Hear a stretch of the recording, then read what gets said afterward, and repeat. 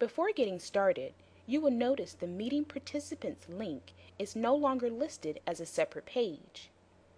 In a moment, you will see how the meeting participants and Create IEP document have been merged into one page. To begin, click on the Create IEP document link.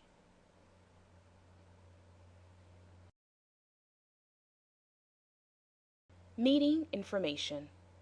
Let's begin by entering the IEP meeting date and the location of the meeting. Next, select whether the meeting is an initial or annual review. Then answer the question, is early childhood transition or secondary transition being discussed at this meeting, by selecting one of the options listed in the drop-down menu.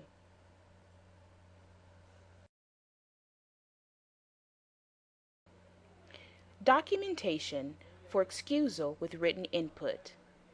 To create a written input form for your excused mandatory IEP team members, click the Create Excused IEP Meeting Participants Written Input Form button.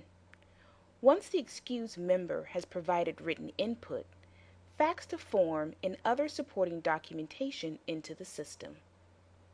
Then select the team member's name from the drop-down menu and enter the date the form was provided and the method used.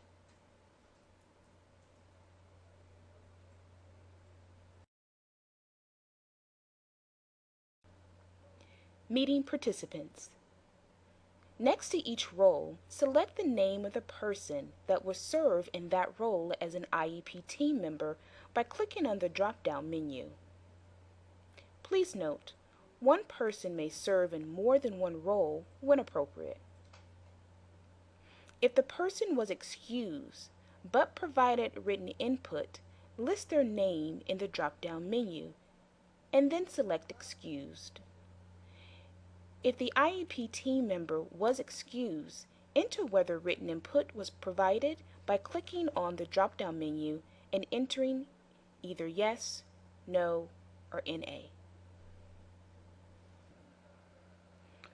To add a non-mandatory IEP team member, click on the Add Additional IEP Team Participant button. Now you are able to enter the role of the participant, name, attendance, and whether written input was provided. To add a participant that has not been previously entered into the system, click the Add Other Participants button. Now enter the person's name, attendance, and the reason for attending the IEP meeting.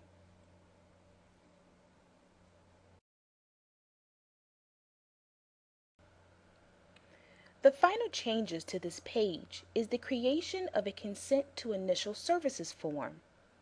This button will only appear when you select Initial IEP as the meeting type at the top of the page.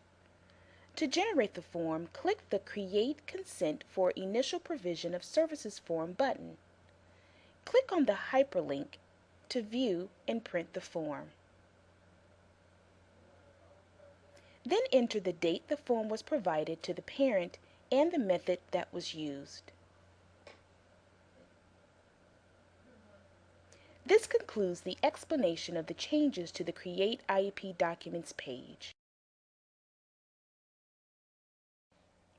Let's review. The meeting participants and Create IEP page have now been combined into one. The written input form for excused participants can now be created and stored on this page. Previously, the IEP contained a signature line for the parent on the cover page of the IEP. This line has been removed from the IEP document.